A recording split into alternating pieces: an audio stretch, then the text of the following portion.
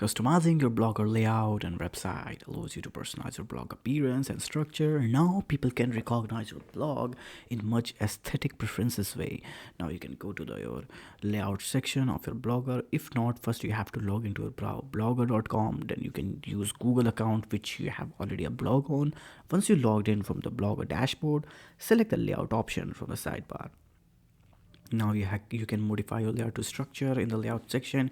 You can add, move, remove widgets, elements, and customize your blog structure.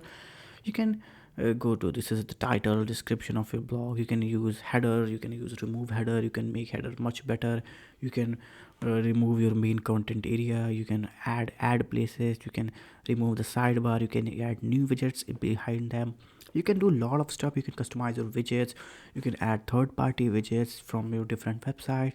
You can even modify the layout using HTML. Yes, HTML, if you know coding, you can even do that.